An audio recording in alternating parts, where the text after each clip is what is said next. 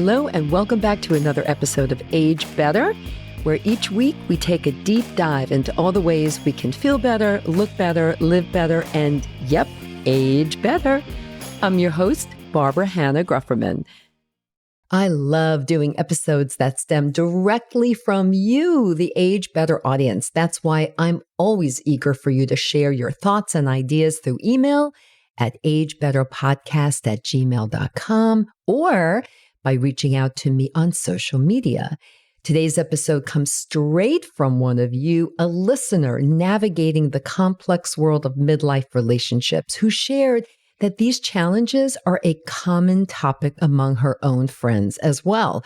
As she described it, whether it's reviving a marriage that's lost its sparkle, redefining relationships with adult children, or managing the intricate dynamics with aging parents who think they know better than everybody else, midlife doesn't shy away from throwing relationship curveballs our way, right?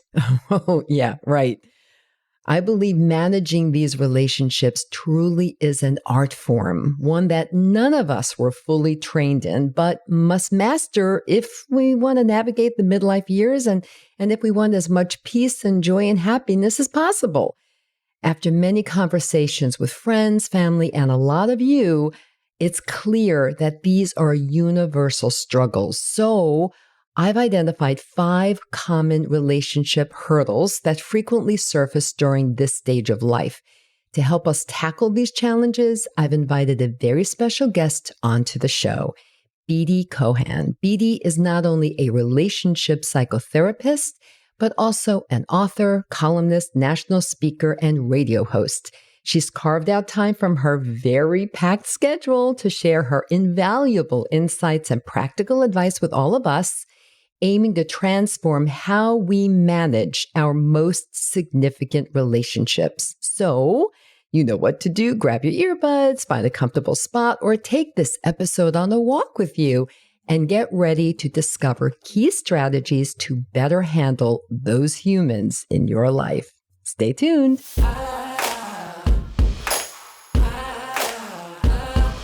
Many of us have those stubborn pounds that seem impossible to lose, no matter how good we eat or how hard we work out. My solution is PlushCare. PlushCare is a leading telehealth provider with doctors who are there for you day and night to partner with you in your weight loss journey. They can prescribe FDA-approved weight loss medications like Wegovy and Zepbound for those who qualify. Plus, they accept most insurance plans. To get started, visit plushcare.com/weightloss. That's plushcare.com/weightloss. Your brain needs support, and new Ollie Brainy Chews are a delightful way to take care of your cognitive health. Made with scientifically backed ingredients like Thai ginger, L-theanine, and caffeine, Brainy Chews support healthy brain function and help you find your focus, stay chill, or get energized. Be kind to your mind and get these nootropic chews at ollie.com. That's OLLY.com. These statements have not been evaluated by the Food and Drug Administration. This product is not intended to diagnose, treat, cure, or prevent any disease.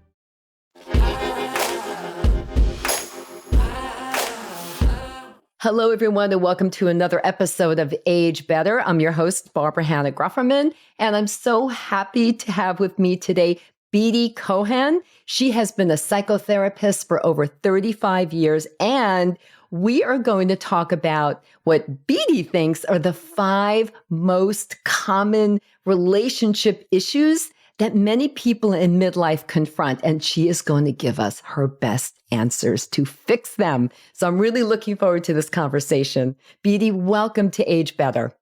It's so nice to be with you, Barbara. This is great. Thank you. Lots to talk about, and I have lots of good news to share.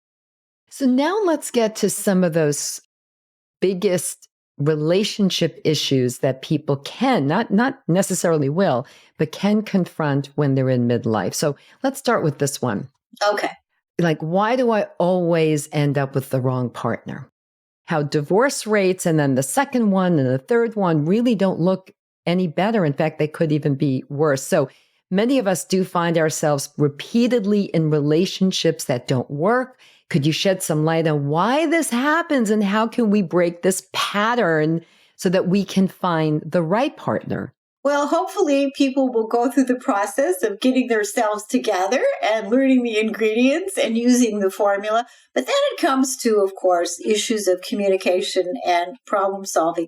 And what I find is that, again, and I'm not making judgments, but people have difficulty just having conversations, just day-to-day types of conversations. And when there are conflicts, when there are differences, again, people have not, unfortunately, for the most part, learned the skill of emotional communication and problem solving. So typically, if there's a problem, our tendency would be to deny or avoid or blame or shut down because we don't know exactly what to do. So it's so important to learn how to say it, where to say it, if to say it, when to say it, and how to do all of this well. So this is a skill-based kind of thing. I mean, who taught us anything like this?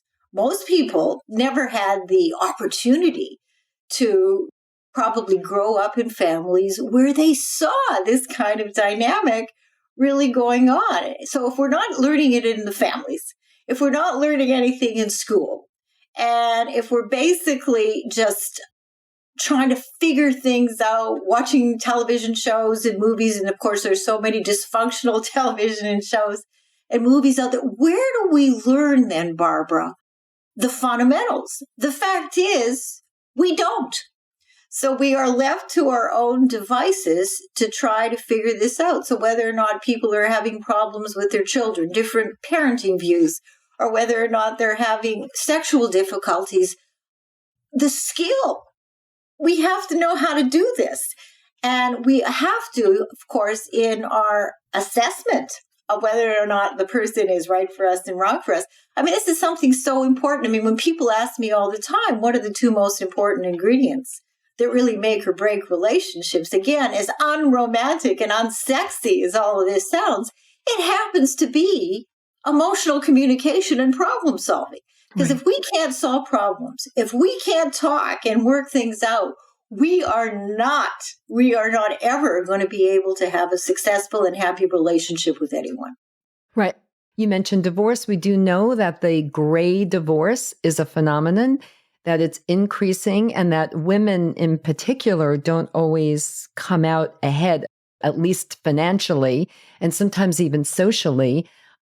And that could kind of put them in a position of feeling a little less secure, less confidence, which could lead them back to making not great choices once again. Who knows what the reasons are? But I think really your message is that whatever your reasons have been, let's stop the pattern. Exactly. And let's take a look at your assessment list and let's forge ahead with that in your back pocket. Okay. So the next is big issue.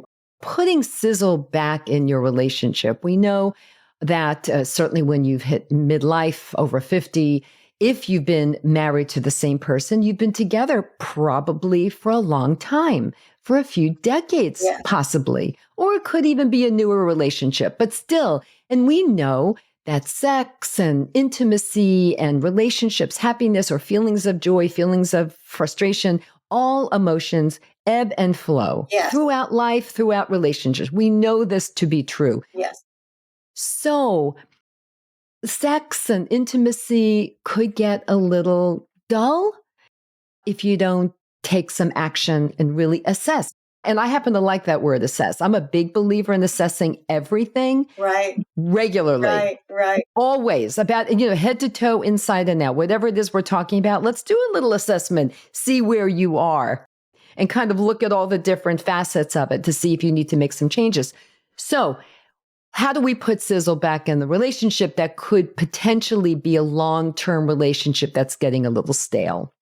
Okay, again, each of us needs to be in a good place. If we are feeling depressed, if we have a variety of different psychiatric issues, whether or not they're major or minor, we're not going to be in the mood. So again, it begins with us. How are we feeling about ourselves, emotionally, physically, sexually, as women, as men? Number two, if our relationships are not in a good place, the majority of women are not going to want, and men too, are not going to want to jump into bed and have sex if they're angry at their partner, if they have all of this unfinished business that's never been resolved. It's simply not going to happen. So those are the two most important things that we really need to address. Okay. So assuming you're feeling good, feeling your relationship is a very nice place, and you're still not feeling it. So then we need to look at, for example, the sexual side effects of a variety of different medications, over-the-counter medication and prescription medications, and not be afraid to discuss this with our doctors, because it's amazing how a change, and people need to know that there are all kinds of sexual side effects with, for example, antidepressant medication. So again, it may be about changing the dose. It may be about having the discussion with your physician. But again, you have to look at the whole gamut of what is it that you're eating? What is it that you're using? Alcohol is an example. It is a depressant. So that too is going to be impacting your drive. What about medical problems? If you're not feeling well physically, of course, you can always cuddle, you can always, hold each other, you can always hold each other's hands, and you can always kiss. But again, these two things will always impact how we are feeling in terms of our sex drives. And let's not forget about women. Medications, of course, could be taken by both men and women. Right. And women are, as we know at this age, many of them are experiencing or have experienced menopause, which causes certain physical changes. Yes. A lot of physical changes, actually, and could really impact how they experience sex, at least sexual intercourse, and the sexual experience in a negative way. So that really should be addressed. And I always say that to the audience listening. Like, if you are having difficulties with sexual intercourse, not enjoying sex because of physical reasons, nobody should ever have to suffer in this day and age. There are too many remedies. There are too many solutions out there. Exactly. Including everything, Beatty, that you just said about talking with your doctor about your medications or your physical issues. Those can usually be resolved. Exactly. I mean, for example, our estrogen levels, and women also have testosterone levels. I mean, these levels, they really change over time. And this is the discussion that we need to initiate with our physicians. And I've said this all the time. No doctor has ever asked me, how's your sex life? No. It's amazing. And it doesn't come up. So it does not. Consumer, we as the patient, we need to have the courage to bring this up, because there's so many things, Barb, as you say, that can actually be done. And the other thing, too, is there time for a wonderful story? Of course, Beatty. Go for it. We love wonderful stories here at Age Better. Wonderful story. At my practice in East Hampton, I get a call from a man who's 85 years old. This is a true story. This is a last year Beatty story. And he says, listen, I've been married for a number of years. I love my wife very much, but she doesn't want to have sex anymore. Now, he's 85 years old. And I said, all right, why don't you come in with her and we'll see what's going on. And she'd had a number of physical problems, and they loved each other and they traveled, but she didn't have any desire whatsoever. So here was the proposition. We agreed that we would try over just a couple of sessions, if she was willing to take some of my recommendations, and see what happens. If nothing happened, all they did was waste some time and a few dollars. So the homework was to make some dates to have sex. Now, sex, he was not able to have intercourse, so that was fine. And totally fine. Yes, totally I've had a lot of episodes about that. That sex doesn't mean intercourse. Exactly. No, sex is intimacy and pleasure. Exactly. And how you define it. Absolutely correct. Mm-hmm. So she agreed, but very reluctantly. She was angry with him. She was angry with me, but she said, all right, I'm going to give this a try. And after 2 dates for sex, and they used lubricants. And actually, she agreed she'd had a vibrator that she hadn't used in 1,000 years. And I got an email from her. And the email, it was one word. She said, success. What worked was that they were willing to give it a shot. And in the doing, she said that she actually had sensations and that she was even able to experience orgasm. Yay, I'm really happy for her. And I applaud him for taking this initiative. Absolutely. Aren't you impressed? I was so impressed with the two. Yes. So impressed. And she was one of these women. I mean, she was really not having it. And I mean, he literally had to drag her into the house, which is where my office is in East Hampton. She was really not happy. She was not happy to meet me. She was not happy to get involved in any of this. But here we have, look, the Nike logo, right? Which I love. Just do it. Yeah. And sometimes when it comes to sex, when it comes to a lot of things in life, if we wait for the feelings to surface, we may wait a lifetime and it may never happen. So There's 2 ways to change how you feel. You can work on the feelings, or you can combine and work on the doing. And oftentimes in the doing, you have a wonderful change in the feelings. Absolutely. And I think that the key messages from this question and your answer is that try to fix your physical boundaries that are really causing you to not enjoy sex or even think about having any kind of sex or sexual experience. So fix that first and then plan it. I'm a big believer in planning it because the day can go by and then the day's done. And at the end of the day, you might be too tired. And then you'll think, okay, another day went by and it didn't happen. Or fill in the blank, whatever it is didn't happen. And if you plan it, if you schedule it, it's also very sexy. Like you have a date, as you said. Great advice, Beatty. Exactly. And it works. And there's one other thing that I want to say, though, that's very important. And I coined this phrase many years ago, emotional foreplay. So that there needs to be this emotional connection, at least certainly for the majority of women. And the other thing is that men need to understand, whether or not you're older or younger, that women still love and want and need, 15, 20 minutes of foreplay. So that, there needs to be some... Unless you have a really good vibrator. And you and I both know Joan Price. I've had her on my show. You've had her on your show. Yes. In my show, we talked about sex toys, the best sex toys for women, postmenopausal women over 60 and the like. Right. And she ran down her favorite list, all tried and, recommended and why they were recommended. And that can really, really, really help a lot of women to get to where they want to go.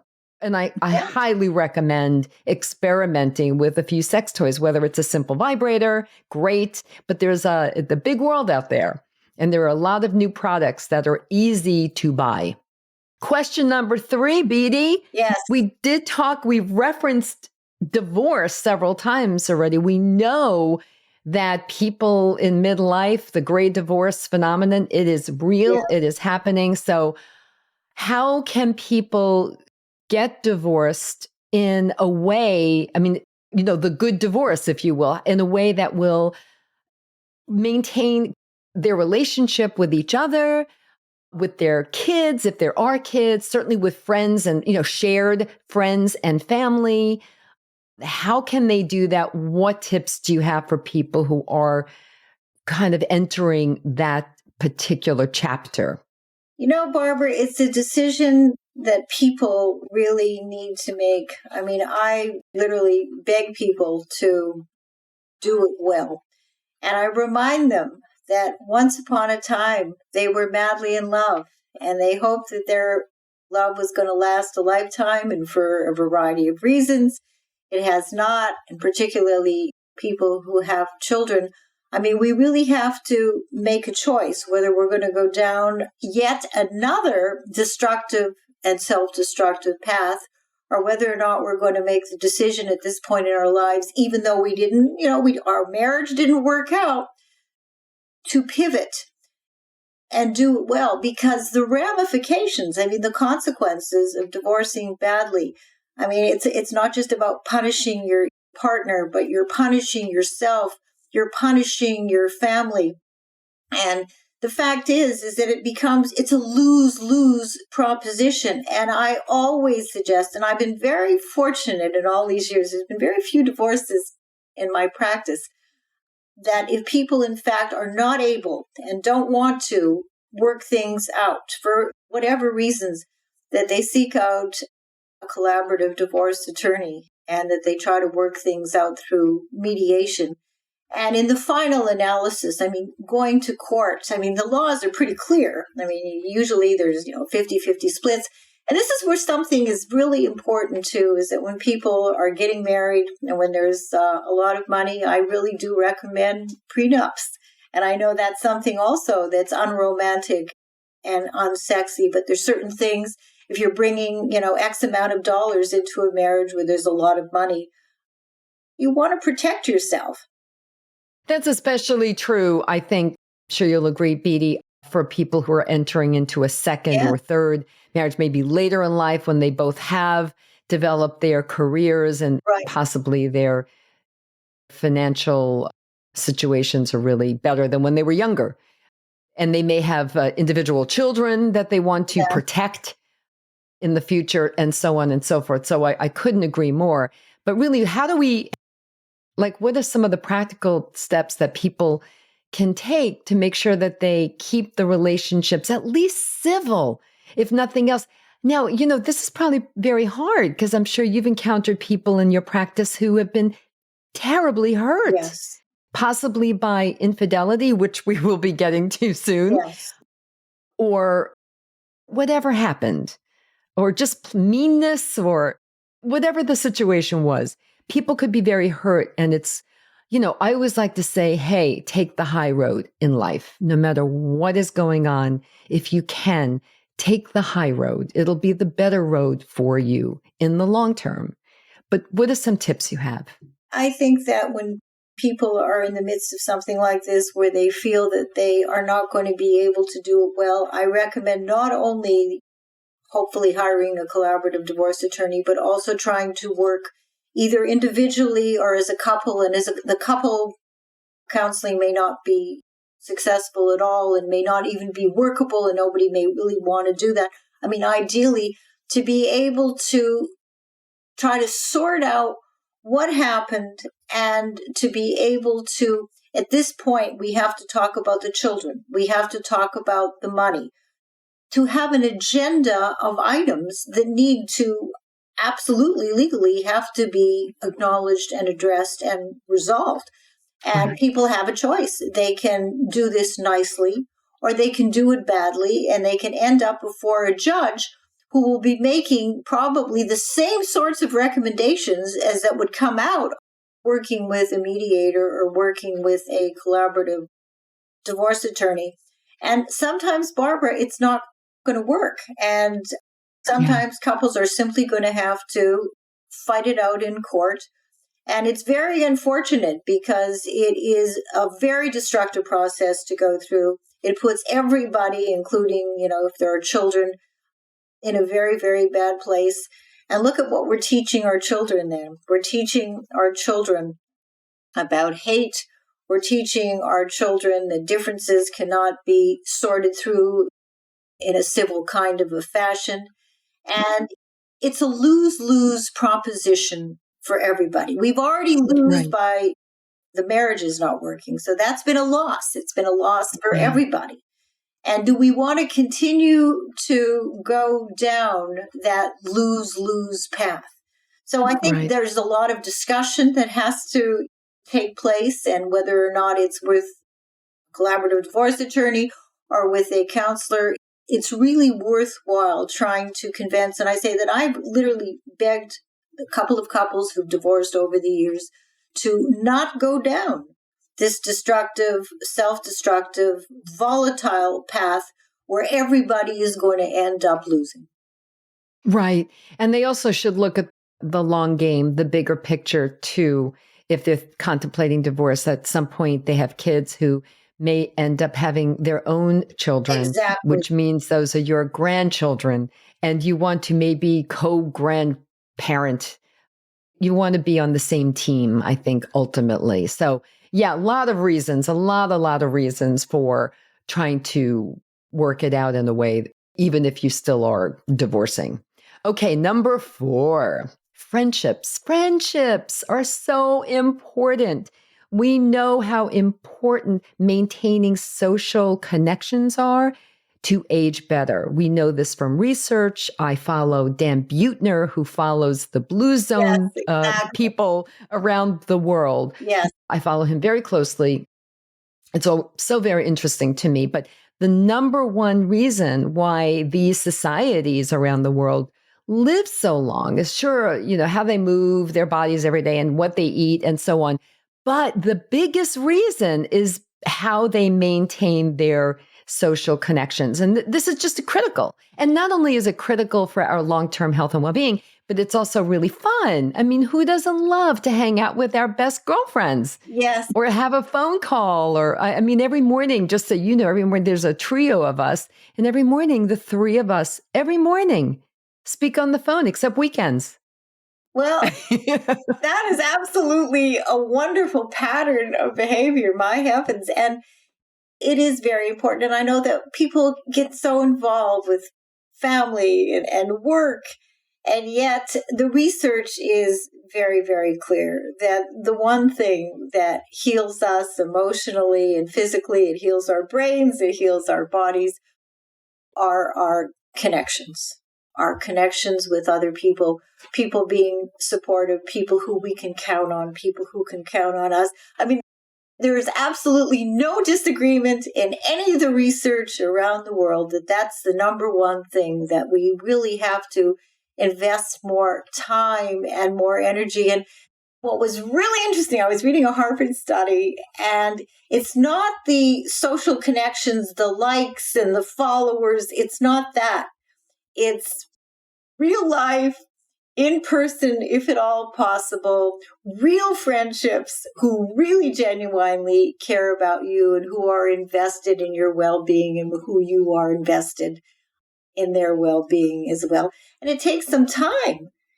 Yeah, that's what I wanted to hear from you about. So, midlife, a lot of us had, if we had children in school years ago, we have mom friends. I know I still have my mom friends. I have my work friends. You have different groups of friends, but life is constantly evolving. So how do you maintain the relationship so you don't lose sight of the relationship, so you don't lose the relationships going forward? Just like we were talking about sex, we have to just do it. Yeah. We have to remind ourselves of the importance of these kinds of relationships. Just like plants, they don't grow on their own. I mean, they have to be nurtured, they have to be watered, they have to be minded.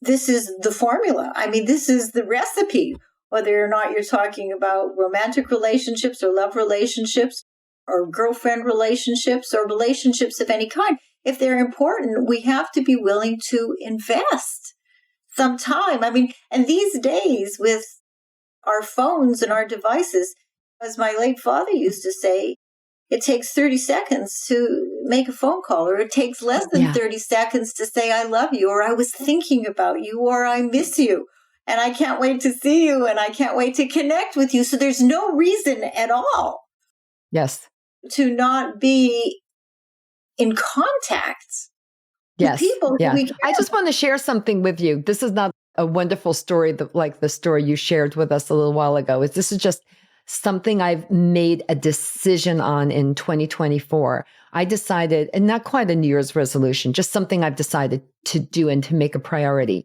I have my set group of friends, what I call my tribe, and it's small, but I really wanted to reconnect with people, mostly women, who were in my life for various reasons a while ago.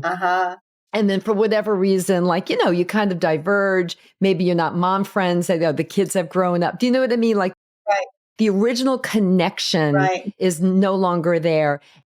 So I've made a list of people and I have been methodically contacting them and either going for a walk in Central Park with one of them or going out for a glass of wine with another of them. So I'm doing this and I'm planning on continuing to do this for the rest of the year. And my goal then is that by next year, I'm going to have kind of reignited these friendships. Some will become deeper. Some will be still superficial, but fun and enjoyable. Right. And I'm just really happy about it. And I've really enjoyed myself very, very much. That's wonderful.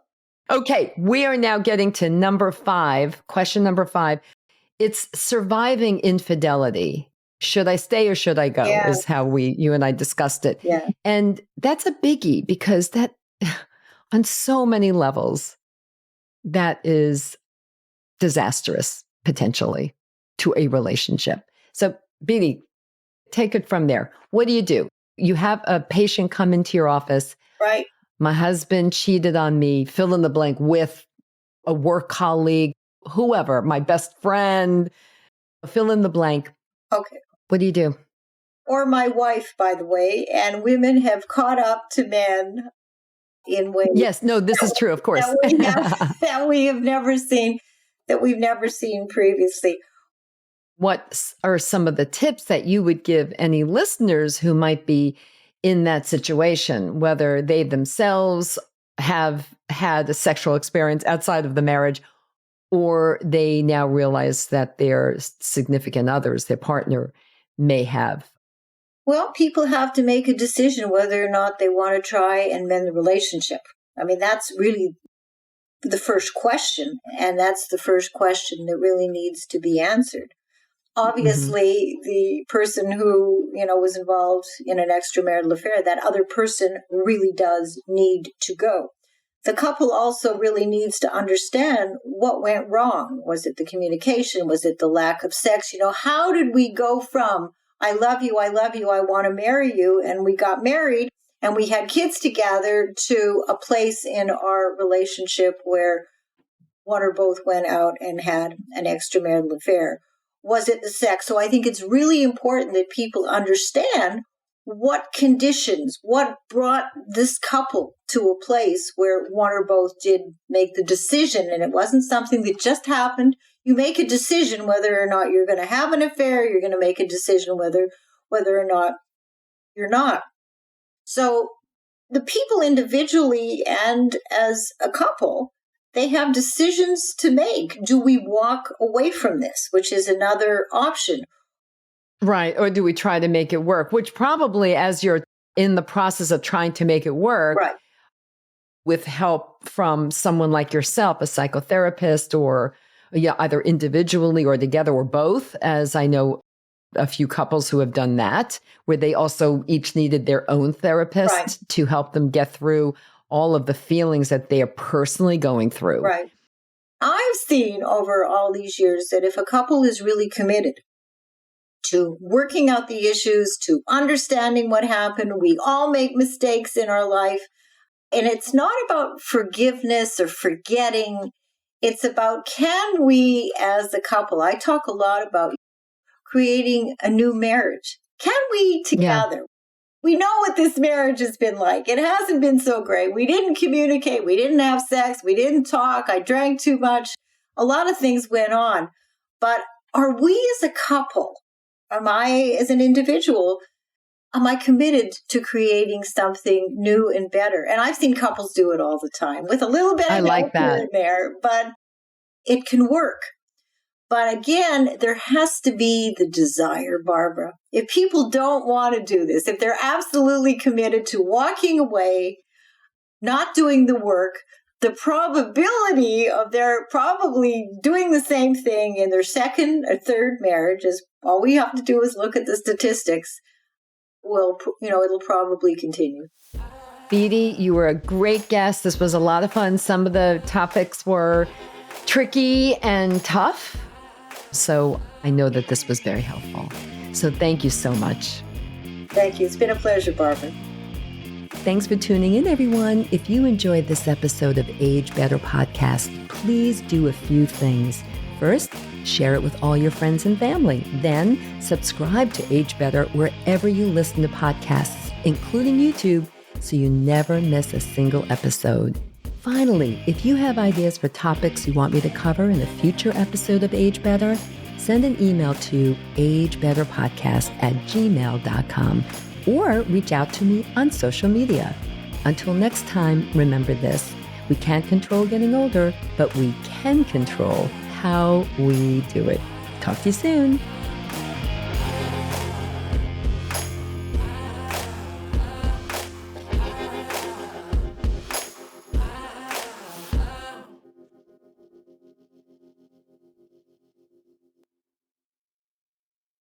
Age Better Podcast is a proud member of the Sound Advice Network. Sound Advice, women's voices amplified.